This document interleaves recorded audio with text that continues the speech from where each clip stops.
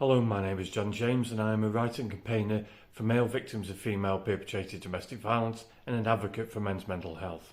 And on this episode of FTD Talk, we talk to Tomasz Grabka of Poland about his relationship and about abuse, about false accusation and about the kidnapping of his daughter. And when it comes to false accusation, why are men guilty until proven innocent based on a report alone? It was a very interesting conversation and I hope you find it interesting too. Before you go, don't forget to press that like button, smash that subscribe button. The bigger the channel gets, the more people I can help. You take care now, take care of each other. Peace. Little bird, won't you sing for me? I wanna hear your song through the cypress trees. I'm a blue, baby, I'm a blue.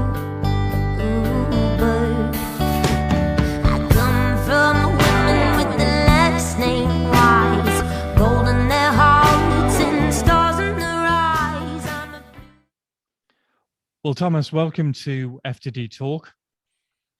And we're going to talk about a very complicated subject today about your situation. So my first question to you is, when did you meet your abuser? And there is a slight problem because apparently I know her from the uni in Poland. Yeah. And to be honest, that is her version of the story. She was, how to say, we've been on the same uni, that's for sure. Mm-hmm. And somehow we managed to have some common friends and become friends on Facebook. And I was in UK already a year about, and we start texting, and we suddenly she dropped everything and comes over to UK to me because apparently she was in love with me on a uni. I was so cold to her that she's how to say, she didn't know how to approach me because apparently I was so cold, and she was trying to speak with me and I always respond really cold to her or something. And the problem is, later, years after the separation, I was doing some therapy, and the counselor said to me, he asked me the same question, and he said, do you remember her from uni? Do you remember speaking with her? I said, no, I don't remember her, but she was saying that she was in love, so that must be true. And he's like to me, do you remember her? And I said, no. So he said, that's the thing. So we've been on the same uni, but we somehow managed to contact on Facebook, and then she comes over to UK. Okay, and she said she was in love with you at uni and you were cold to her, but you can't remember her at all. I don't remember even speaking with her at all. I know okay. She was over there. Yeah.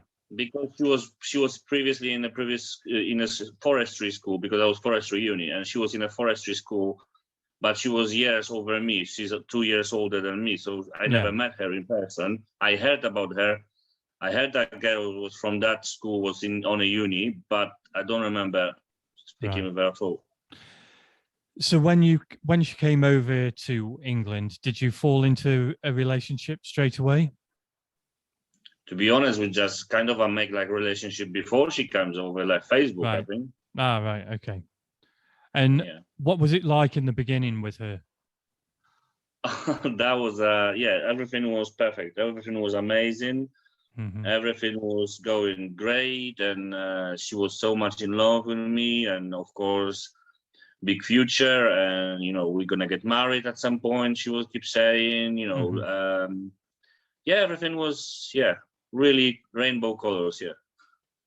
And how long did the relationship go on before you thought things weren't quite right? Maybe a year or two. The main, how to say, the breaking point was the wedding of my friend. Basically, I was maybe, let's say, the second year of our relationship. Yeah. And that was maybe even a year. And so everything was really rainbow colors still. And a friend of mine was having a wedding. and they asked me to be what's the name in English? Bridesmaid, Yeah. best man, best man. Uh-huh. So they asked me if I want my Carolina, her name. They asked me if that Carolina wants to be the maid of honor, and I said no, way, no. She will ruin the wedding. No. So I said no, but I come back home and I say that about this to her, and what she's done. She gave me a lot of bollocking. How sweet, how amazing that will be that we together come on a wedding as a pair and future, married couple, and that's that would be so amazing. And she knows those guys. She knows the guy who was who was getting married. You know, that guy from school. Yeah. But there was some tragic story. The wedding didn't happen in this year. So following year, they asked the same question. So I learned my lesson, and I agree for the same, because the question comes again, and I agree for the same question. So I come back home, and I said to her that, I agree. So you're gonna be maid of honor. I'm gonna be a best man. And she's like, I don't like it. I don't want to go over there. I don't like Lucas. Lucas is piece of rubbish. She don't want to go over there. There's no other option. And I said, I was like, I can't have getting bollocking for the two different things, same thing, two different options, and the same problem. I go, no, I can't be like that. But the problem with not taking her on a wedding was, I realized at some point that in a relationship, she was using things. When it was rainbow colors, of course, everything was perfect in me. So everything, she's with me because of this, she's with me because of that. But at the very same point, she was finding situations where I was vulnerable. So, for example, she knows that I love dancing, but I was always shy. So I first time danced on my prom. Up to my prom, I never danced. I was so shy. And so we went on one wedding of from my family wedding. We went over there, and basically after one dance, she said, "You crap, you can't dance. You're terrible. I'm not gonna dance with you. You don't have rhythm. You don't feel it." And this put me really down, put me back to the place when I was so shy. But what I done is I called my friends, girls I know from the past, and I keep asking them, is that true? If I have no rhythm, nothing. And they would say, no, Tomasz, you're an amazing dancer. I always love to dance with you. Everything was perfect with your dancing. What she's saying is just a piece of rubbish. And so those situations keep occurring. But after the wedding on that friend, I decide that I want to quit that relationship. I want to finish it. Yeah. But of course, she kept dragging to the point when we were having conversation, and she would keep saying that I love you, I still love you, do everything for you. I come over from Poland, I left my job, I done everything for you. I come over here. Let's try again a little bit for a moment, and things like that. And so in my mind, I just wanted to walk away from it, because it was so many lies. My family was keep saying to me, there is something wrong. She's so cold. She's like playing games, like being an actor. So one face thing. So when she comes over as a guest to my family, she was playing so really soft and nice and everything. When someone comes over from my brother comes over, she was really like not interested, not bothered about it. She's just not. So totally two different people. So I was planning to leave her. So your family could see it then. Your family could see that there was something wrong with her. Yeah. So my family was saying that even in her house as well, when I've been over there, that my mom was saying as well, there was a situation when she's like, it is like everything is like we say in Poland is code. It is everything is calculated. Every act, every move, everything is calculated to certain reaction. Yeah. So and the father as well realized. The father was, for example, father of my ex-partner, apparently was on a fishing trip every day, and then when he comes over and doing something in the garage. So he was only going home just for getting sleep. Yeah. So people will keep saying to me, "You're gonna be the same." She wants you to be exactly the same like her father because that's what she knows. And Yeah. I said no. I just want after that wedding of my friend. I said no, I can't. That is going really bad. I don't want to be something like that. But she, of course, like she bring those points, and I felt really, she left Poland for me. She's done this and that and that, and all sacrifices she's done for me, and her big love towards me and everything. So I said, okay, let's try. I didn't want to continue in my head, but I said, okay, I'll give a try, just for being a nice person. Yeah. So was it guilt that you felt then? Guilt that she'd Yeah, come that over was a from Poland and stuff? guilt. Yeah, that was a guilt that she left Poland. Yeah. Yeah, that was mainly as I remember, that would be mainly guilt for the fact that what she's done towards me, and I don't want to be a bad person. I'm not a bad person. I don't want to be.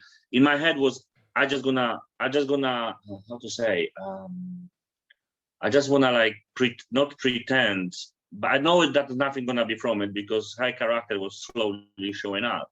Yeah. But how to say it is like trying to show that at least I'm trying.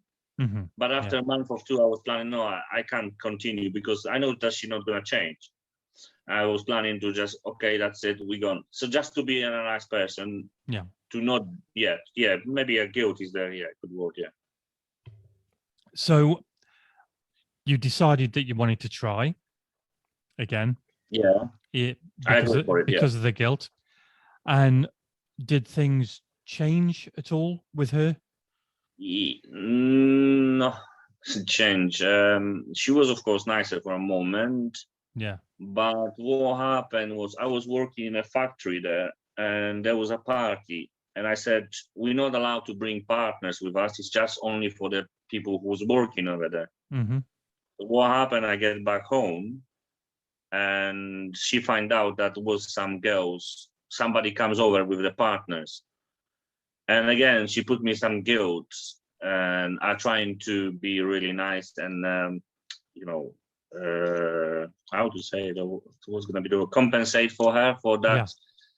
So for that situation, so we just have a sex, but there was no. I asked her, but she said it's fine. That's not those days. There was no preservatives at home, so you do your thing. It's gonna be all right. And a few weeks later, she just comes to me and says she's pregnant. Wow. So that puts. Because I was trying to live. My private opinion was that she didn't want to come back to Poland. She comes over, she left everything and then comes over here and then comes over with nothing back to home and show her parents that she basically failed. So she went for that road because I don't really believe in there was some after that time now, I don't really believe there was a feelings towards me at all. So now you're bound to her not only by the guilt that you feel, but by the child that you're having together. Yeah, Olivia, yes. So I know a bit about your story, so let's sort of go through it bit by bit.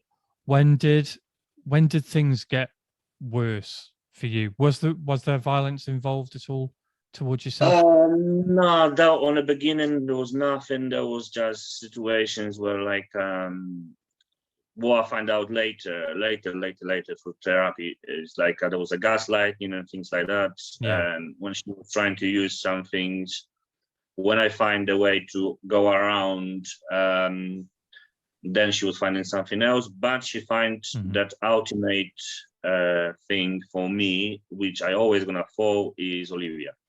Yeah. Anything gonna happen to Olivia, I gonna react. I might not react to anything else, but as soon something is going wrong with Olivia, that's always gonna be a reaction from me. So at the moment, Olivia is ultimate way of controlling me. Yeah, I would say that way. So she started to use Olivia against you. Yes. Yeah.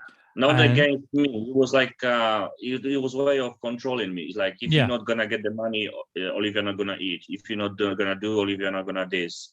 If you're not gonna just leave it, I gonna. She said, I going to work. I'm going to work. You need to just drop your job and come up, because I'm a gardener. So I was able to play with my hours.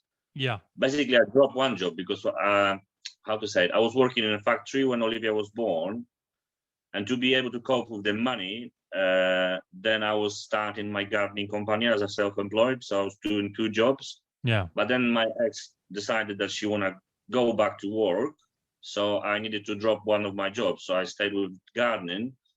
And what happened? I was basically working from 8 to 2 o'clock. Then I was come back home, and I was taking care of Olivia while my ex was going on afternoon shift to factory. Mm-hmm. So I was something like that. Yeah. So just explain to me how it escalated from there. I was getting more money problem because most of the things it's not possible. Basically, almost on my own, because if I needed money, I needed to borrow basically from her. I was, like I said, I was working from 8 to 2, so the money was getting bigger and bigger problem.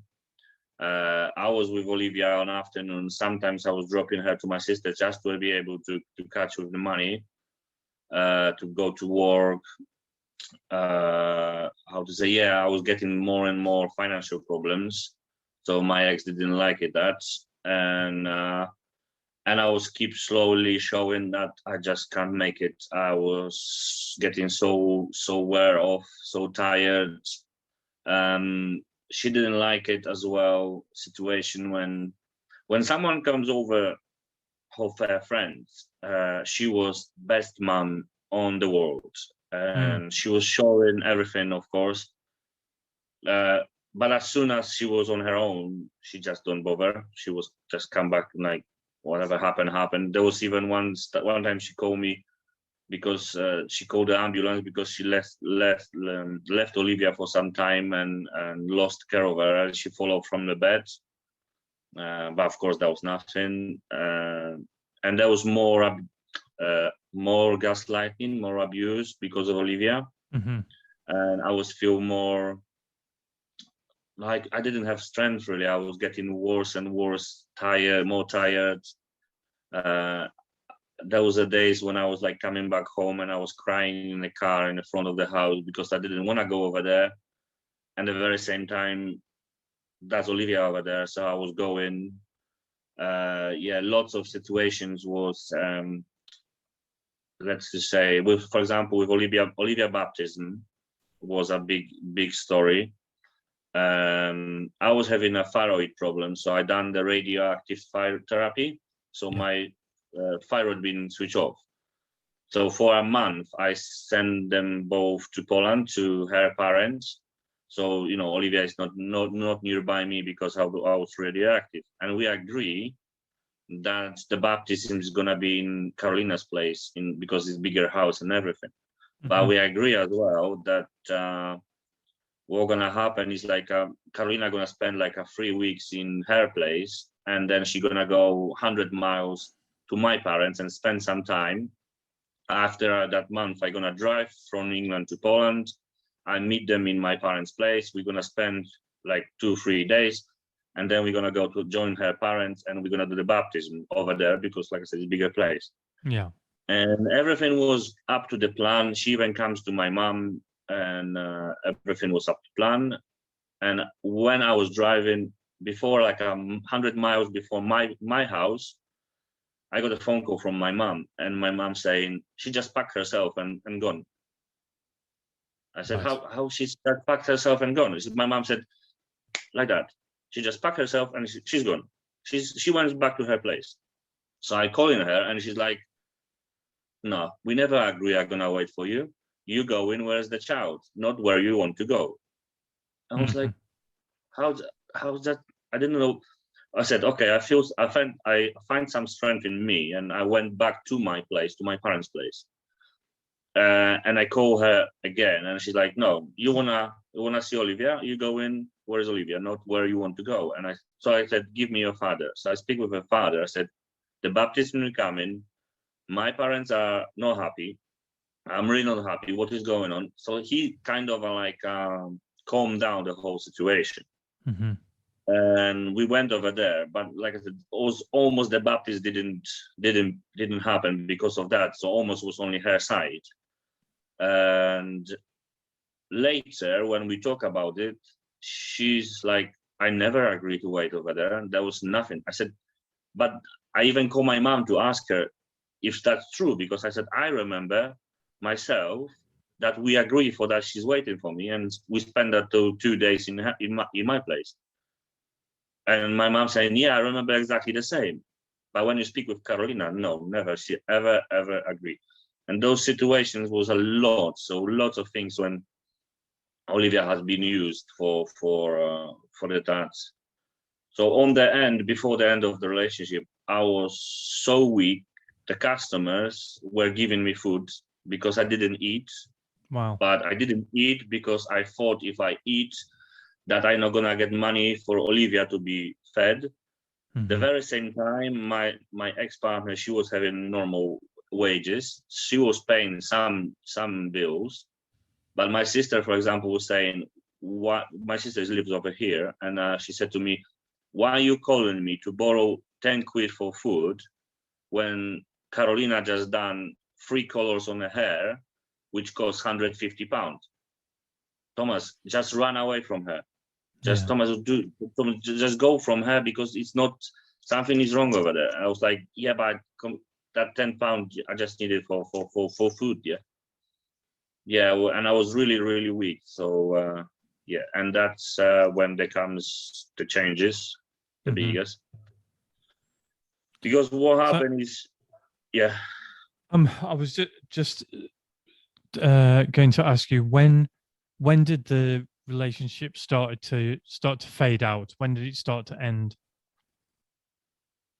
Now the relationship started to fade out even before the Olivia born. Yeah. But the biggest turn was just after labor. That was the biggest turn. That was like the biggest, how to say, changeover. Basically, what happened was before the labor, through pregnancy, it was amazing. She was so sweet. And after the labor, that was what happened is like her mom comes over for a labor, and she stayed in our place, but she didn't like her own mom. She didn't let me to talk with her mom what's going on. The labor was 40 hours almost, really bad labor. Mm-hmm. So I wasn't allowed to speak with that woman. Her mom was sitting in my house, and I wasn't even allowed to tell her what's going on. Because even before, my ex was calling my mom and speaking how her mom was treating her badly during her childhood and everything. What happened after the labor? I went drive to Poland and pick up my mom and come back with my mom over here. So before the labor, my mom was a star. My mom knows a lot of doctors and things like that. She knows everything about the kids. And even my ex was saying, your mom is superb and she will go out, help me a lot. Her mom is useless. He's not going anywhere. She's terrible. And I was having 360 degrees. Basically what happened, her mom is a star, amazing, lovely woman and everything. My mom wasn't even allowed to touch Olivia. When I was going out to work, my mom and my youngest sister were in the UK for that, taking care for like those first weeks, trying to help. Basically, they weren't allowed to touch Olivia. They weren't allowed to help to clean anything. So after a few days, my mom just decided that she's going back to my sister because she felt that she's being treated like a shit. So no, she said no way. And since then, was totally go down. So I'm going to ask you the same question as a lot of people who are going through this get asked. Why didn't you leave? Was it just Olivia? Yeah, that was only Olivia. Yeah. That was, I know that's what's going to happen. Basically, as I remember, there was a point where I said to Carolina, do whatever you want with me, just don't hurt Olivia. Mm-hmm. And that's the reason when I was crying in this car, that was the reason I was going over there, because I didn't want to leave her with my ex. I was just worrying about Olivia. Yeah. And yeah, that's pretty much, yeah, that would be pretty much that. Yeah, I was afraid. I wanted her to have a normal life, so I was trying to be over there. Yeah, that would, yeah. I know that she's taken Olivia a few times, but when was the first time that she disappeared with Olivia?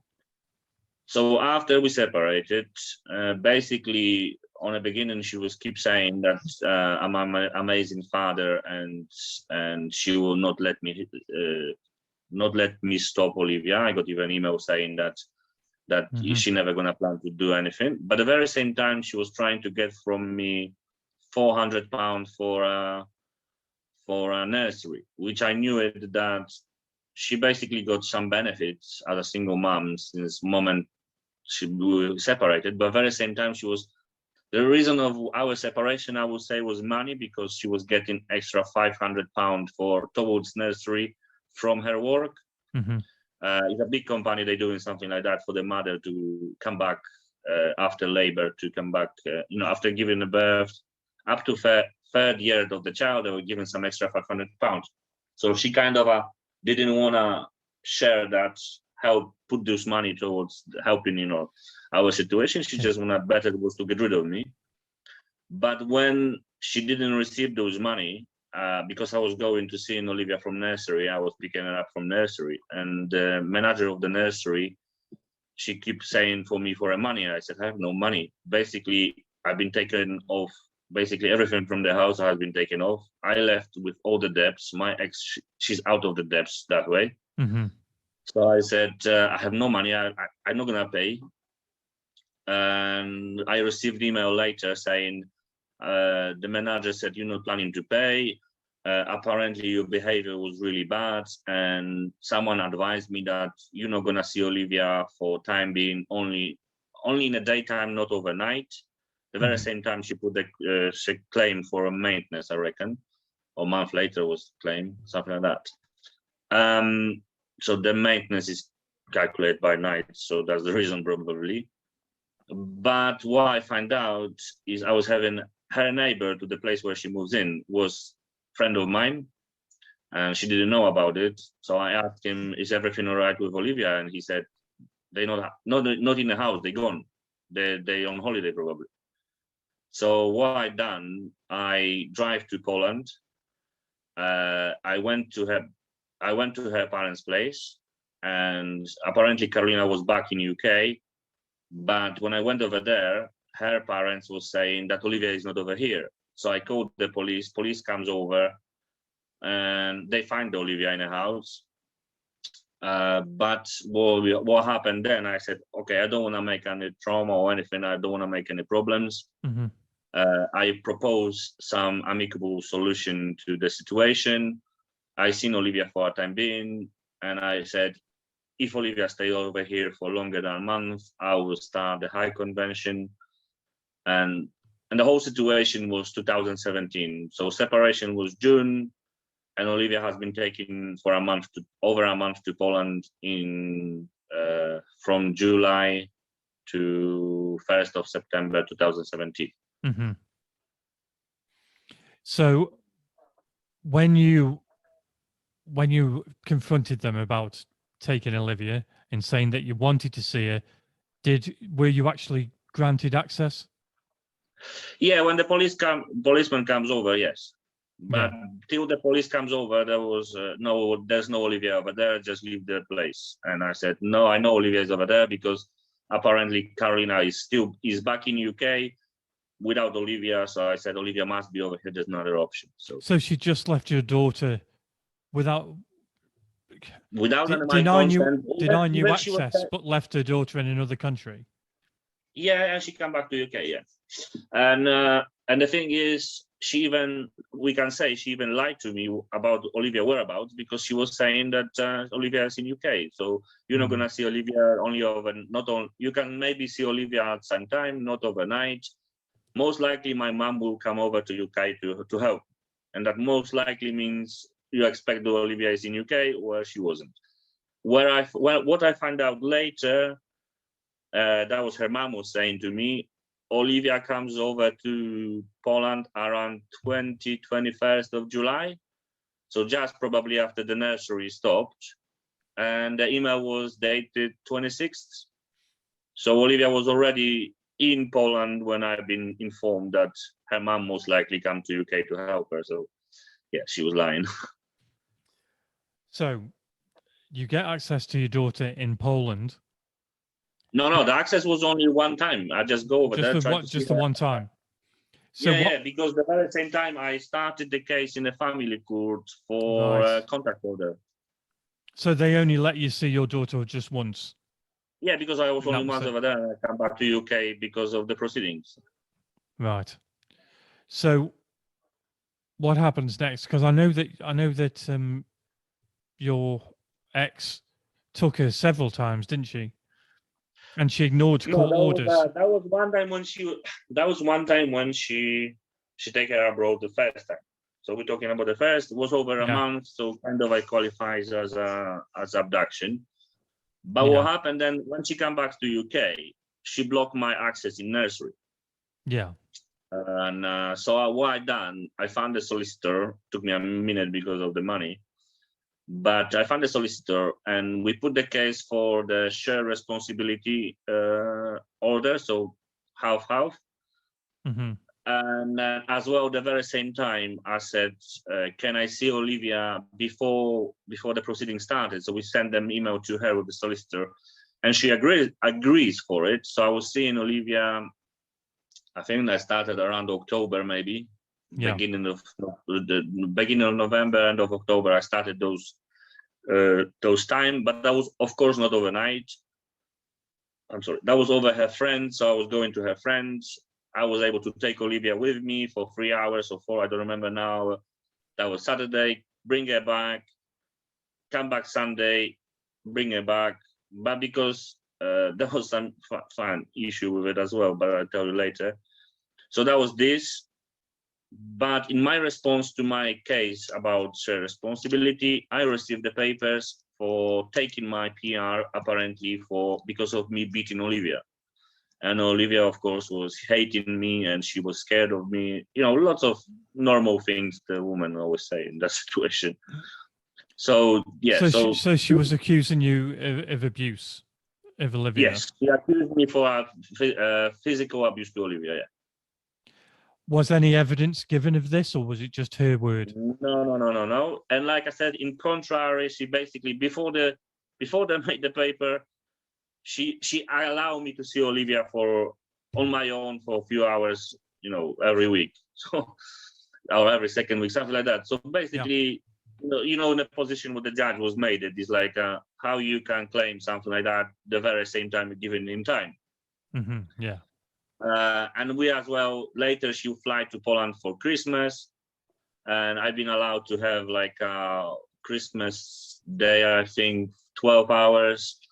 And one time 12 hours after New Year. And after that, we're supposed to come back to UK. And then there was another proceeding then.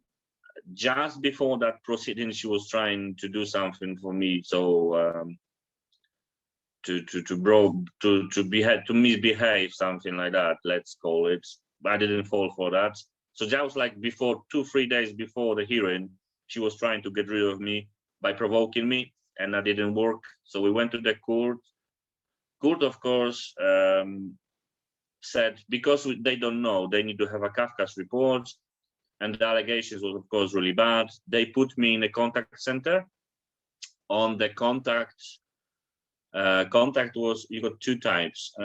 One contact is supervised and the other one is, I don't remember, when they're just watching you. So I was having the other one. So they didn't really have a big issue with me. They just want to be on a safe side. I was happy because I knew that there's no play with the times or anything. and I know I'm gonna see Olivia, so I was happy for that.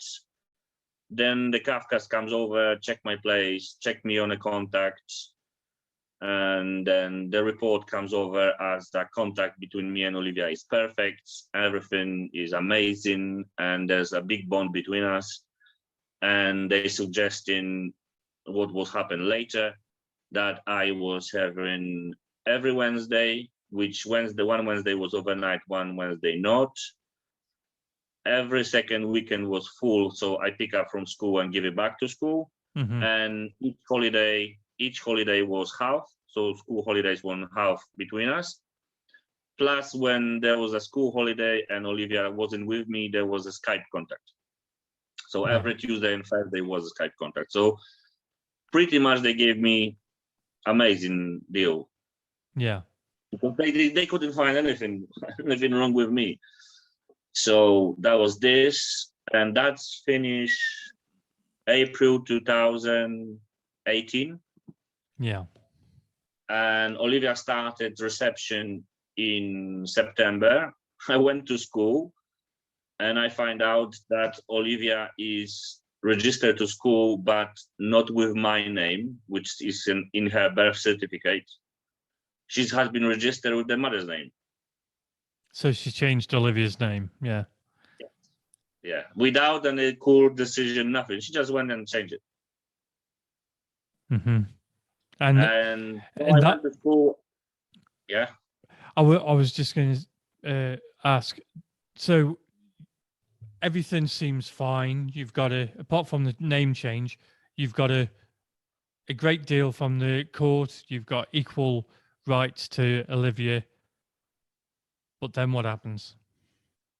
Then we went for so the school started, and in school was amazing. You know, the teacher, I was going on the parents' nights and everything. Everything was fine for 3 months.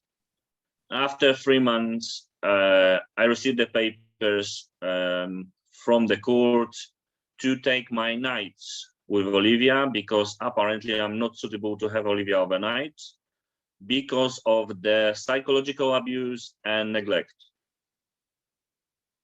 Okay, so did they have any evidence of psychological abuse? No. To be honest, what I done is to prevent that situation. I even went to school and I speak with the teacher, because I asked them, "There's any problem with me?" And they say, "No, everything is perfect." So I said, "Can I have some help for Olivia?" Because I knew that the mother will try to brainwash her, because that happened with me. So, and that was happening with Olivia as well. So what happened is they gave her pastoral care. Because what I find out was the situation when Olivia comes to me and is like, "Daddy, did you beat me up when I was a toddler?" And when I said no, "Okay, I will tell mommy." And when there was the story with the neglect, when there was that proceeding started, I pick up Olivia from school, and Olivia started crying in the car and saying that she hates me. And I said, "Why you hate me?" Because mommy said I got bugs eating my hair, my head, because you're not washing my hair. And I said, "Babe, I'm washing your hair. Whenever you're with me, I'm washing you. You have a shower and everything." "Yeah, but mommy said," and she went over so badly with this whole situation that I need to call my mom. I need to call some guy who was working for me, and Olivia was close with him as well. I was like a grandpa for her then. And next day I use a school teacher, her teacher, to explain her that even if she got the bags, then that's not from daddy, that's from school. But the funny thing was, we checked that later in school papers. This year her class didn't had any license at all, nothing. And when we went to the court, my ex was trying to say that she decided for that because apparently when it was October half term, when she was giving back Olivia to me, then she was fine. And after those few days when she received her bag, so her head was so full of lices that basically keep moving itself. And no one really believed what she's saying. So we went for the So Yeah. she's messing with your Yes. child's head, with Olivia's head, and gaslighting Olivia so much that she believes your ex rather than actually understand that you are washing her hair. Yeah. I need to use 3 adults who was close to her to explain her that's not true. That's no license. She had no license. I even went with her to a hairdresser, which was opposite my place, and I asked the girls over there, could you check her for license, because I never had license, basically. There's no license. Yeah. And I said I never seen it. So they checked for me. The professionals checked for me, and there was nothing. So yeah, so it was like that. And those situations was a lot. Was Olivia was asking me about football, because we both of us love football. And Olivia comes to me once and mommy said the girl's not playing football. So what I done, I put her on a lap, switch on YouTube, and switch on feminine PSG, because I'm supporting Paris Saint-Germain. So I put her feminine team, and I said, she's like, Daddy, all the girls are playing. I said, yeah, and the girls scored the goal, and the girls this. And she's like, Daddy, if I'm gonna be playing football, you're gonna be coming on my matches. And I said, every match I will come. So she was happy. We leave the situation, and I think maybe 1 or 2 contacts later, she comes over to me and she's saying, Daddy, I spoke with mommy. Mommy said the girl's playing football, but only the ugly one. And I said, babe, do you remember those girls, if they were ugly? And Olivia said, no. And I just, that's all. See ya. That was because I was protecting myself, to protect Olivia. What I was doing, I was going myself to the child psychologist to speak with them how to approach certain questions, certain situation. To not, because they're saying sometimes, they said to me, for example, if you got the question like that, you're not over talking about it, you just information and finish. You're not bragging about the mom, the normal things they're saying. But that's good to know. The pastoral care as well was in place, so I knew that if anything gonna show up, she gonna get problem, not me, because they will pick it up. So everything was fine. We done 3 proceedings. We went up to even the 3rd one, which was the whole day proceeding. She brings some witnesses. Witnesses was totally what's the name of it? The judge wasn't happy with them. Basically, she sent them off because they were trying to say something, then change their mind. The judge catch them online, so the judge didn't like that. Yeah. But the main problem was over there on a hearing was the whole proceeding was to take my nights. So I'm suitable for daytime, but I'm not suitable for nights. Yeah. Because I was trying to say to the court, maintenance is calculated, the money is calculated, the money she received is calculated on the nights. The more nights she got, the more I'm paid.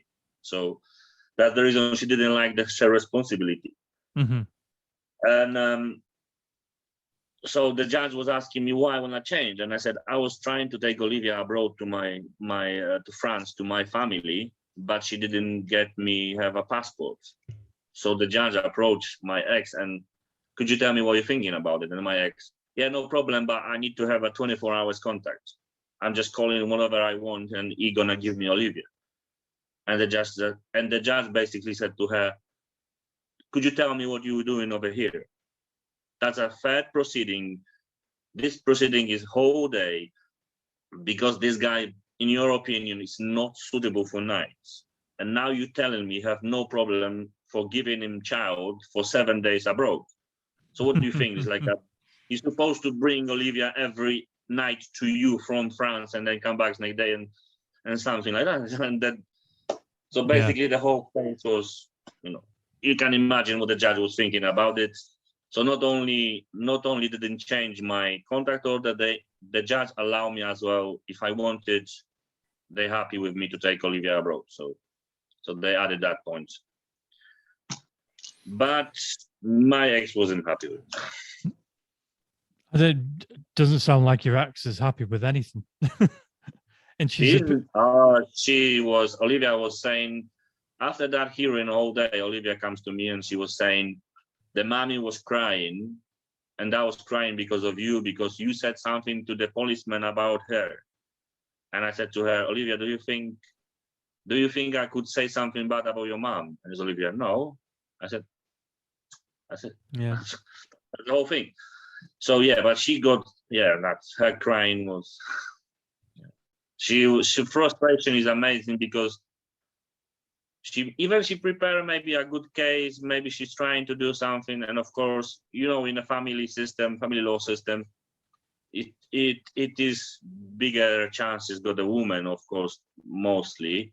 Mm-hmm. But my ex just ruined every case till the point when she's not talking. Is amazing. When she starts talking, the whole case is gone. So up to now, I win every hearing, and they know the situation. So now, what is the situation like now?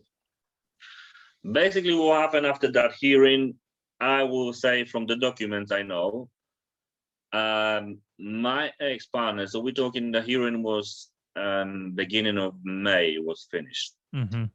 I think this year, May this year, May last year. 2019. Oh, 2019. Okay. Yeah, 2019. Okay. So based on documents, first of all, she was trying to move with Olivia to Bedford. Mm-hmm. And she was sending email to her agency and things like that. And that later in Poland, she said that to prosecutor, because I give the documents about the Bedford, so she needed to mention it. So she was trying to move to Bedford because she didn't like the verdict of the court. She was, of course, I was abusing her again or something like that, which no, nothing like that happened. And we talk in the Bedford. The plan about Bedford was changed about last days of June, beginning of July. Mm-hmm. And I don't know what triggered the change, because might be the fact that it's not possible with the moving the child just because you want it. You need to have some explanation for the court. Otherwise, the court will bring her back. Mm-hmm. So probably she found out about it. And on 8th of July, social services received the information that Olivia has been molested by me. Right. And they went to school and they spoke with school and checked everything. And after 2 days, the case was closed, dismissed. Mm-hmm. And my ex wasn't happy with it. And probably because her stuff was already going to Poland, her furniture and stuff like that was already going to Poland. And the plan was that she moves back to Poland. So she restarted the case. She said she's not happy with it. No, she's not happy with it. They must restart it. So they restarted. It basically was like 17th of July 2019. Last time Olivia was with me. 19th of July was the day where I was supposed to pick up Olivia and have a first 2 weeks with her of the school holiday. Yeah. I went to school and the head teacher brings me to the office and I say, there's no Olivia for you. We're not going to hand it to Olivia. Olivia is gone already. And I said, what's going on? What happened? And with him, we called to the social services, to the MASH team, and they were saying, we're not going to tell you anything. There's something's going on. Olivia apparently said something and we're not happy with you till we sort it out. You're not going to see Olivia. And I said, I don't know what she's this time planned to do. I said, I got 3 weeks of the school holiday with Olivia. I'm not interested, but I said, there's no way that my ex is going to Poland till that is sorted out. And I said, when it's sorted out, you're doing that quickly. When it's sorted out, I'm gonna get remaining 3 weeks and I spending them with Olivia. That's solid. No, but I said, no, but because no, they said to me, if the moms agree. I said, the moms have nothing to do. The court order stated I got half of the school holiday. I'm gonna get that my half. and it was quiet for over a week. Of course, nothing was happening. I even ran through my embassy. My Polish embassy was contacting social services. They only told me that the Section 9 has been in place, which is apparently about some really big problem to the child, big abuse. And they were asking a friend of mine who's she's running a charity. It's a Polish cultural charity for kids, for Polish people in Burma. So quite often I was helping them. And after the question which been asked Daria by the police, I find out which way my ex was going, because the question was if Tomasz was close to the kids, how he behaved and things like that. So I said, oh, okay. So basically, there was no other option for beating, because had been proved as not existing. There's no neglect. There's no psychological abuse. Everything has been proven is gone. So she went for only one that's left, which is sexual. So what happened then? The police over here, they were with social services. They were having an investigation, and I contacted with them on the end after 2 weeks or something, and I said they letting her go on a holiday. I said don't let her go on no option. Just don't leave her UK. No, we can't stop her. She already going. She already gone. And that's it. So apart one situation, that was 17th of July 2019 is the last time when I saw Olivia in normal circumstances. Yeah. Now, there's a really important point here that she makes the accusation. You're stopped from seeing Olivia. Everybody has to investigate just on her say-so. There's no proof. There's no proof. There was never any proof. proof. And to be honest, the problem is they even got her own statement. Yeah. Saying that I'm an amazing father. And a few moments later, they're saying he's years of abuse to her. Or something like that. And they don't have to prove your guilt. You have to prove your innocence. I give you an amazing example. Mm-hmm. In a family court, I find out there was two situations between us. From my story, there's two situations. Between this situation, she was making a backstory about me. So she was calling the police every day or whatever. She was calling them and saying, Tomasz is coming back drunk home and he's aggressive, but please don't come over because I'm afraid of him. And I didn't really know about it till the Kafkas made the report. And I saw that in the report. So what I done, I said, okay, fine, but we got tiny problem because I'm not drinking. And I'm not drinking for years because basically the thyroid, I'm on a tablet for the rest of my life. I'm not allowed to drink. I'm not fancy drinking. I'm not drinking for years. And I put that in my statement to the court. Yeah. And the response from my ex was, yeah, of course, on paper, signed by her with the date. So basically up to the, the thing is like when you're making the statement to the court. Yeah. Oh, yeah, of course, Tomasz is not drinking for years. And I was like, you go into social services and you made a check about me. In the social services document, you're going to find Tomasz is alcoholic because he's been reported as coming back drunk and being aggressive. I gave them documents where she's saying that's not true because for years in the past I didn't drink, yet it's still in my papers and it's not possible to remove it.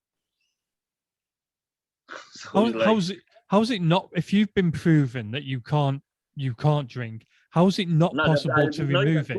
He disapproved what she was reporting. Her own statement disapproved what she was reporting to them, and that's no way to remove it because it's in the system. That's bullshit.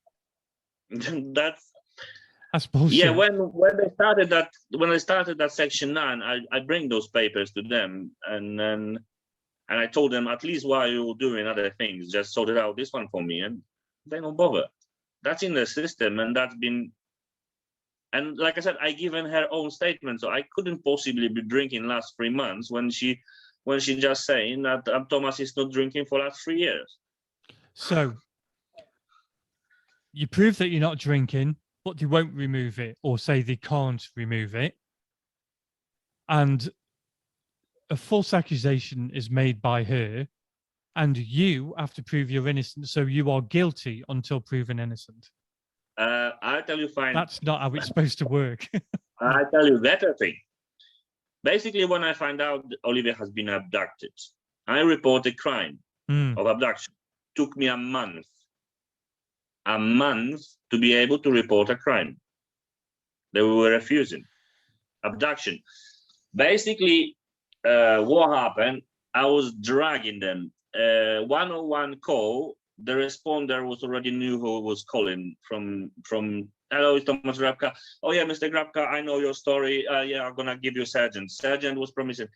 I was beating them just to go, because I find out myself proof of abduction from her letting agency. Because I went to Latin agency, I said they said to me there's a letters where she was saying that she's trying to move out back to Poland. They got witness statement, but they couldn't pick up. I couldn't pick up because I'm not possible. There need to be a policeman for that.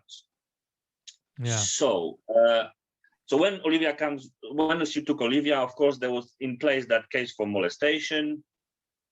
So we talking that started end of July. That's end of July started. And was ongoing, but they were waiting for her return. Very same time, I make the report of the abduction of the child. Took me a month. After a month, and promise and sergeants talking and everything, they gave the case number. They gave me a policeman. I spoke with him a few times. I told him where to go and pick up evidence. He went and picked up evidence. I done their job for them. And after a month of investigating, basically what happened, I received the information. We cannot continue, we cannot accept the request of that, report of the crime from you of the abduction of the child, because it's ongoing case against you, which the case is about molestation. So we cannot go over there and bring Olivia back, because if we bring over here, and we continue the investigation, we find out you molest her, so we bring Olivia to the place. So basically, they said to me, their words was, we cannot get the crime of abduction because of an ongoing case of molestation, which cannot be being concluded because Olivia has been abducted. That was the policeman's word. That was their words. I was like, what brain can get something like that? Jesus. That's not possible. Meantime, my ex, because I started the Hague Convention in Poland, she, of course, after 6 months, just to delay the case, she, of course, reported the prosecutor molestation again in Poland. Yeah.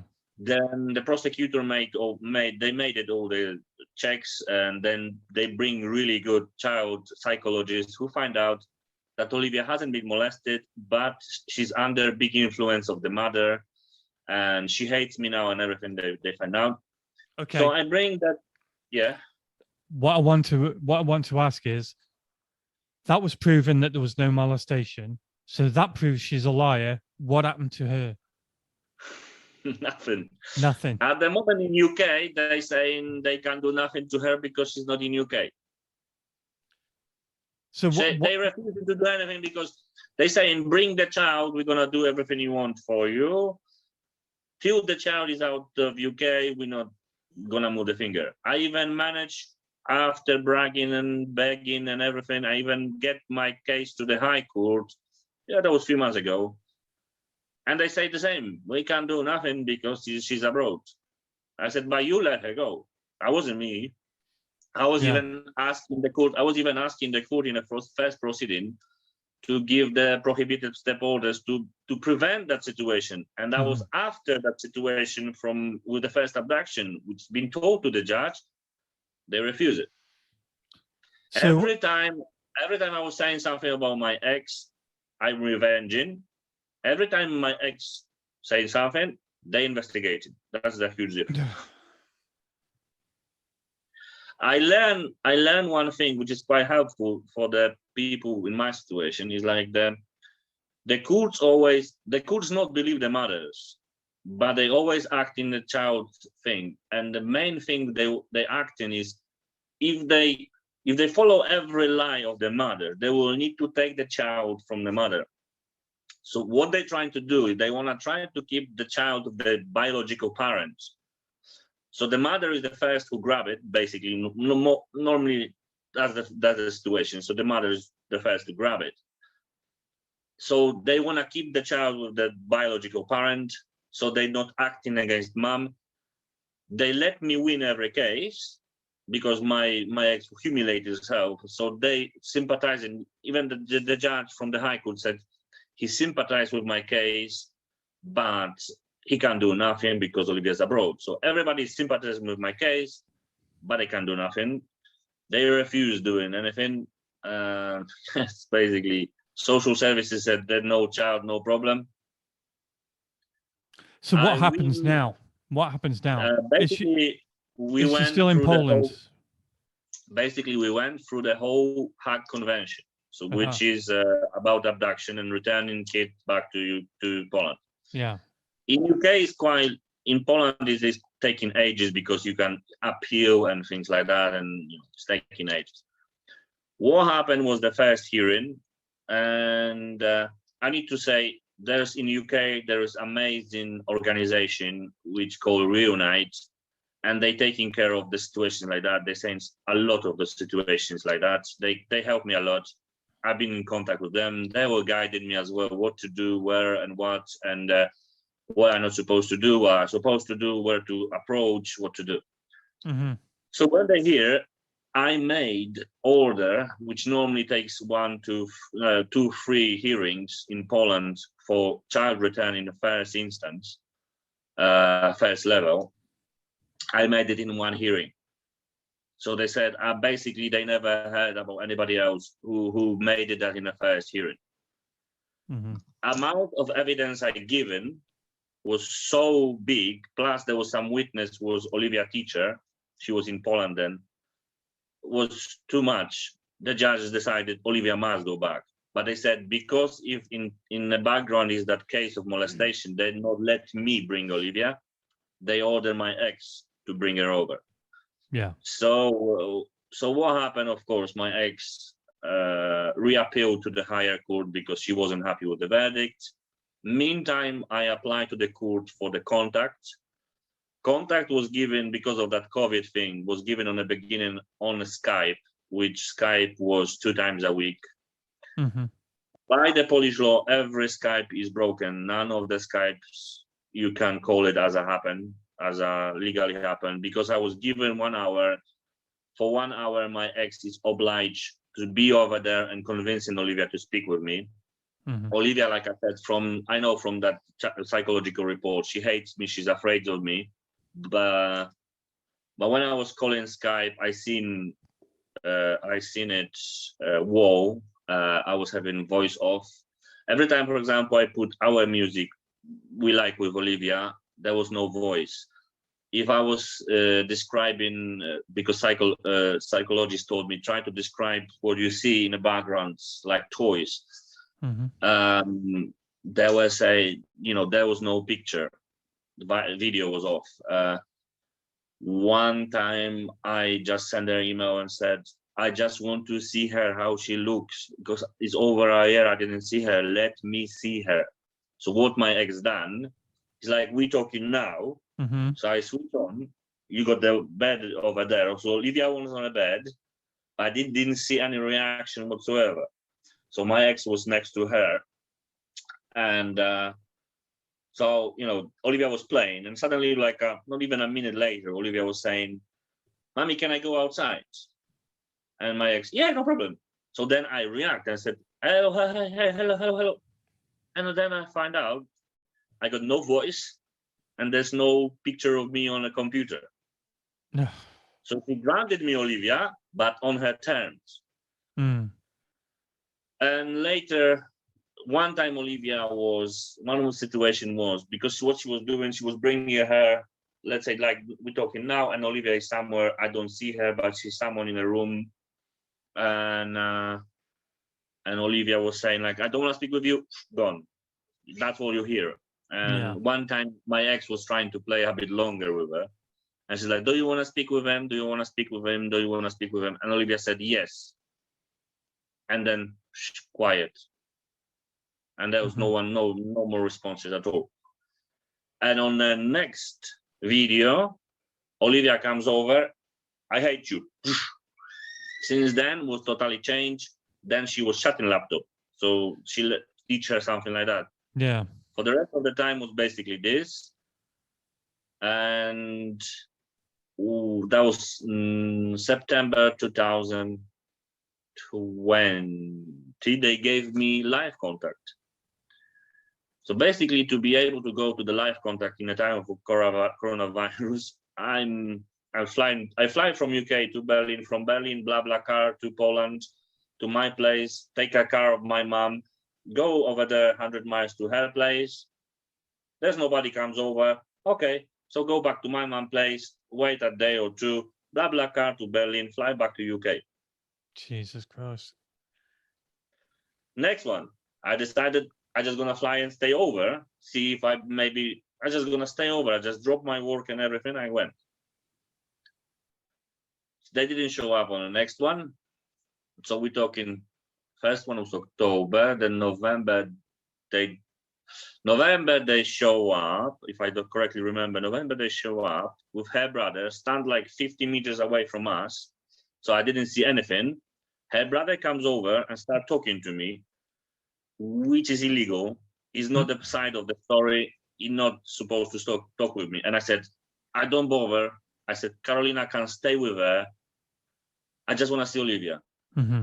So he comes over back to the car, said that to the Carolina, and they drive off. And basically, because the contact was supposed to be 3 hours and that was supervised by somebody like a Kafka's. So I not do anything stupid like kidnap her or something. So the dad was allowing me to like once a month this. So they run away, and the lady from the Kafka said, what was that? You didn't even see that she was in a car with nothing. So what happened then? Christmas, there was nothing. There was next one was in January. She comes over with her dad. Her dad was in the presence of Olivia and the Kafkas. He was telling me, I'm a piece of shit. I'm not giving money. I'm a piece of shit. I'm blah, blah, blah, all that. When I trying to give some presents to Olivia, to the car, he was shouting at me to remove this rubbish. I said, that's not rubbish. That's a present. I put it back. Olivia was not even in a seat. She was between the seats, head like that, basically like that. Mm-hmm. And she was keep saying, no, no, no, no, like mantra. God almighty. I was like, what is going on? I said, babe, if you don't want to speak with me, because over here she got cousin, Annabelle. Annabelle is 1 year older than Olivia. So I said, if you don't want to speak with me, I said, speak with Annabelle. I'm just going to call her and you're going to speak with her. And my ex, next to Olivia is like, why you want to call Annabelle? Annabelle was beating her up all the time. Why you want to call her? I don't know how to react. So keep trying to not get provoked and keep trying to talk to Olivia. But like 19 minutes later, I said, no, Olivia was all the time like that. So there was no one to talk with. Yeah. So all the contact was broken. There was no really a point even doing it. And May last year, my ex lost in appeal in Warsaw. Basically, the judges said to her, that's not our problem. If you're not planning to come back, Olivia must come back. You just bring her over. And if you don't like living in UK, just come back to Poland and live here on your own. That's not our problem. Olivia must come back. And so since May, Olivia supposed to, that was 2 weeks later, Olivia supposed to be in UK. She's still not. To this day, you've not seen her since then? No contact whatsoever. The first time I saw her picture of her was in December, when was a hearing in Poland, because now we're trying to take her with the Kafkas and the police. We try to Olivia take by force. Yeah. Because we need to follow the order, but the order at the moment is naming that my ex need to bring Olivia. So I cannot do it. If I do it, I'll be accused of kidnapping. And I lost. I will lost. How can you be Because accused of kidnapping? She wasn't. She's not, because in Poland is no parental abduction is not a crime. It's not existing as a crime, and she's not in UK, so she cannot be punished. But if I gonna go over there and I take Olivia, yes, I'm gonna be accused of abduction, because till in the order is, because on the order is no my name. Yeah. If there was my name on the order, I could do it. But because there's no my name on it, it's my ex name. So she has been obliged by the court to bring her over back, but she didn't follow. The best thing in this is as well is a situation with the school. Olivia's supposed to continue in education in UK. Of course, that was broken. But in Poland, this September, she's supposed to start the school if she's living over there.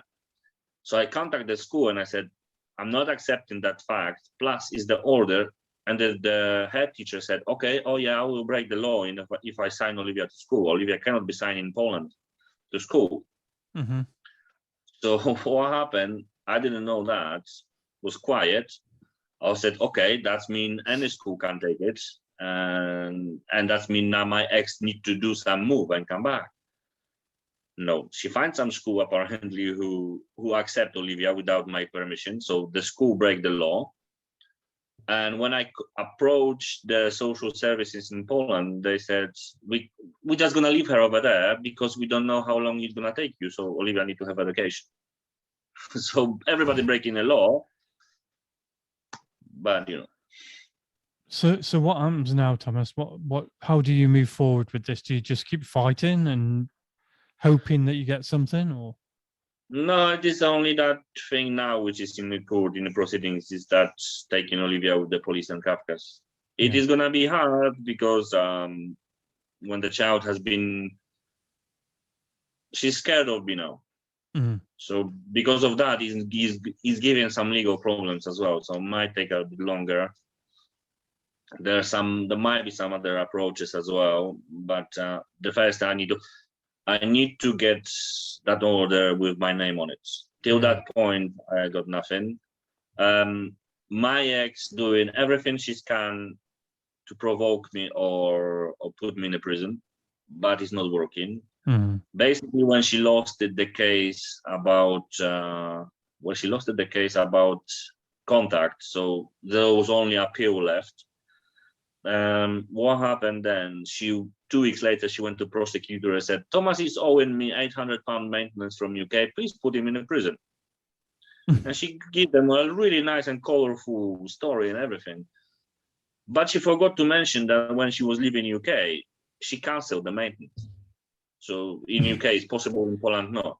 Yeah. In Poland, owing the money for alimony is prisonable. So they were, investigating this. So I spoke with them. Because they bring me. They asked me to come over to the police station, explain them, show them documents, case closed. So I said, okay, I got enough. Let's put the case for false accusations, false statement in a hearing. That takes them till the beginning of January this year. Mm-hmm. So I started 2020 beginning of winter 2020. I started, in that drag up to now to January.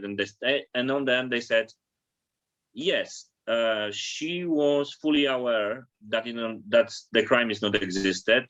Mm-hmm. Yes, she was being told that if she made the false allegation, it's prisonable. So basically, she done both options which you need for the perjury. Yeah. But they're not planning to continue an investigation. Despite those two facts, they're not planning to continue an investigation. But when I've been told, That took them not even a month to bring me to the police station for investigation to make a statement. But when with me, take them so long. Yeah. And the thing was as well, because there was those Skype contact, and she find out if there's no Skype, I was calling to the police over there and asking them to check if if Olivia is still in Poland, if she's not been abducted anymore, because my ex lost everything, so I was assuming this. Yeah. Oh my God, just trying to speak with those policemen, they treat me like piece of shit. That was awful. On the end, there was, of course, they were going, and what my ex was now doing, because at some point as well, sorry, I'm messing up a bit, but at some point I was sent to her, just come back to UK. I'm not interested in you. I just want to see Olivia, live your life. Just forget about everything, all that stuff. In response, how dare you? How could you? So normal, I would say normal response from an abuser. So basically turn around everything against me. Yeah. On the end was really nice. Please do not text me or send me any more emails, So really nice. If you want to do somebody, if you want to put somebody for harassment. So basically she put that on the end of email. She don't want any more messages from me. So a few days later, no Skype contact. I'm sending the police to her place. Police find out Olivia is in Sweden. I was like, well, okay, yeah. So I said, okay, send them again. So they go again in the morning, and there was two more visits. On both visits, the parents were saying Olivia is away, is in Sweden. So I get crazy. I didn't know what's going on. I was over here in UK I was bashing the police station door, and I wanted the child alert to be put on. Police in Poland refused that because they were saying, oh, every time you are abuser, you don't like your ex, because every time we go over there, the child is happy, there's no alcohol on the table, and that's meaning you are a bad person. I was like, no, I'm not a bad person. I said, the problem is I was calling you to check if Olivia is still in Poland because of the history of abduction. And I just want to know if she's not there, I want actions made quickly as possible. But they were treating me like a piece of shit, basically like a garbage. And so what happened then when I was calling them, that Poland refused me to do the child alert, even though they find out that apparently Olivia is abroad already. And with the order in place, Olivia only way is UK, not Sweden. That means more abduction, further abduction. So they refuse it. UK refuse as well. After a few days, they come back to me and say, we're not going to do anything. She just went over there. That's not our problem. Even if she's come back, she's not going to be charged for abduction as well. So we're not bother. So what happened then? We're talking Friday, Saturday, Sunday evening, because on a Saturday, with my friend, we made a post on the Facebook, missing child, probably in Sweden. There was a big post over there, help us find her and everything like that. And then I said over there, do not approach the mother because she might be dangerous. But nothing really, nothing really saying bad about the mother, apart the things which is in the papers. So everything is covered by the paper, by the documents.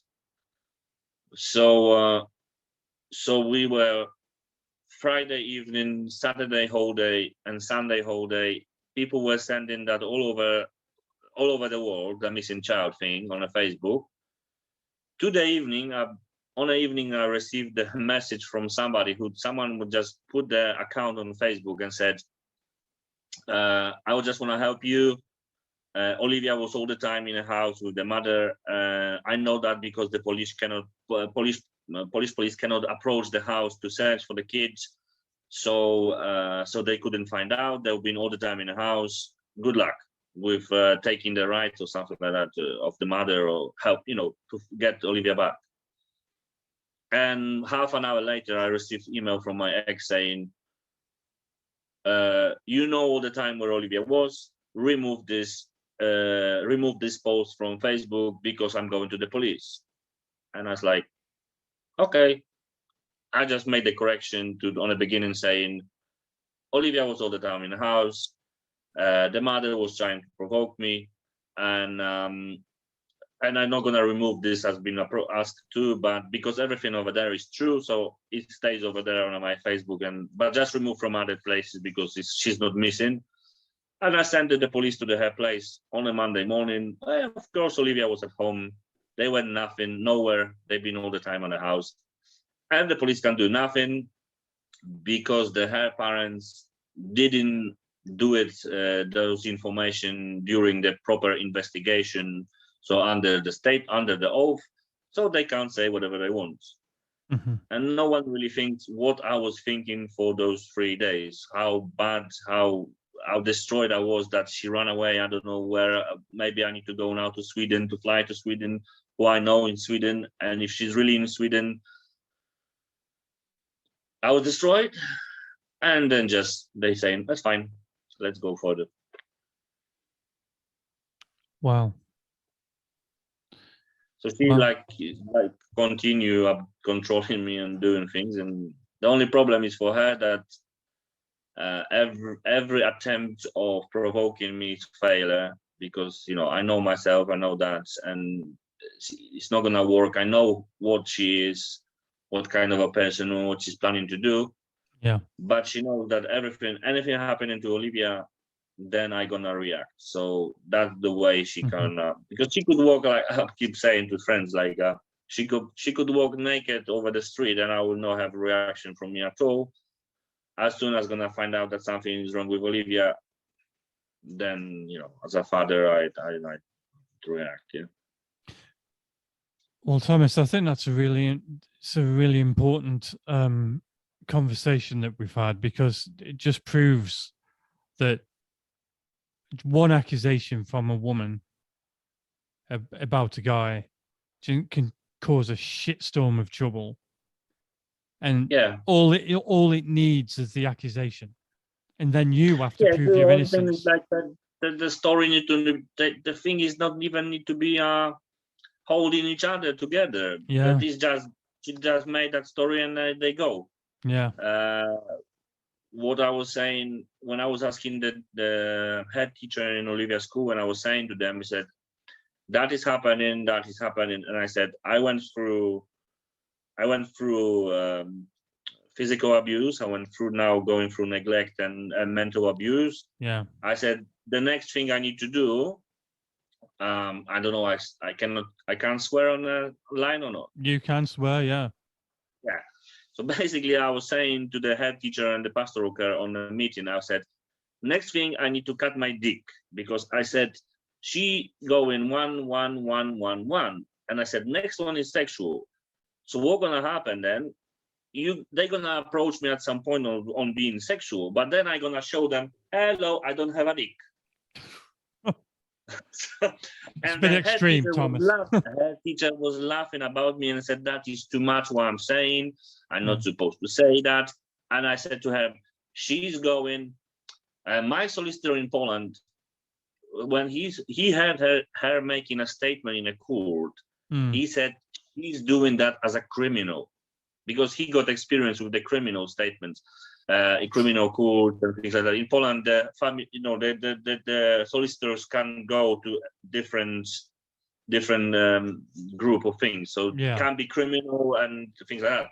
So he said her statement is like a criminal, like a proper criminal. So black, white, 101010. So that's exactly was the same point which I pick up, was like when I was saying this to the head teacher, was because of this. She proved that there was a beating, there was no beating, so that's gone. So she can't ask that again. So she proven there's no neglect, that's gone. She proven that no mental abuse, that's gone. So from equation is only one thing left. So she couldn't come back to the previous one because she already lost two of them. So she only go with the another one. Plus the last one is really bad to be able to prove is not existing, because normally they say we run out of options to check basically we can't find anything. So he's innocent. He's innocent, but maybe. Yeah, but as well, in Poland, there's like quite a few groups about the fathers as well. Lots of people over there got the problem, and they made in some amazing action. They go in. The people go in on every mountains in Poland. Every month they go in different mountain in Poland with transparency about this, and against parental alienation and things like that. Yeah. So they do that. I've been in Poland once when they were doing it. I went over there, and basically every father at some point is being accused, of course, of this one, of course, and every father ends up being accused of sexual. So it's every time. It is like what I'm saying is they got like a book. Chapter 1, this, chapter 2, this, because all those women we find in the exactly the same behavior. Yeah. Well, I really hope that you get to see Olivia. Yeah. And I really hope that you keep me up to date with what's going on. And I think the things that you've said today are very important, and I think they'll resonate with a lot if dads out there that have been through similar things. So I mean, I really thank you for coming on today and talking about everything. Yeah. Okay. Yeah. So we're finishing. So please keep in touch. And tell me what's basically when Olivia come back, it's gonna be whole world we're gonna know about it. Because I got lots of support from people, from my customers. Like I said, they were helping me before the separation. They were giving me food and they were borrowing me money. They were helping me a lot. They keep helping me. Even now, I'm not in my room. I'm just using a friend customer place because they got good Wi-Fi. There's a good organization, like I mentioned, that Reunite. They're amazing. They're worth talking with because they know a lot about that situation, not only to Poland and that.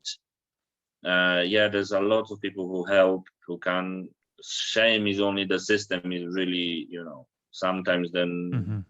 Like I said, I'll give you an example with that abduction story is like they close it because they said they ran out of time, they close it, so that's no problem for them. Yeah, that change in the system be amazing. I know they approach it now a little bit better. I heard about trainings for domestic abuse and stuff like that now. That's cool. It's been better for the police, so so getting there. So well, I'll put Reunite's contact details in the description of the video, so yeah, they are star. They basically, when I find out that what happened, I contact Ikaku and they contact me with Reunited because Ikaku is the government organization. Ikaku is like a charity. Reunite is a charity, but they helping. They know they tell you what to do, who to contact, what to do exactly. That awesome. Then as well, they check in every so often how it's going. And when I called them and I said I win the case, the whole office was happy and full of joy. So they really, really good people. Yeah. Okay, cool. I'll like I say, I'll put their contact details down below for anybody out there who's in the same situation as yourself. If someone got a problem or something like that, you can put my contact as well because cool. By the I'm an expert, but not by the theory, but more by the practice in some things.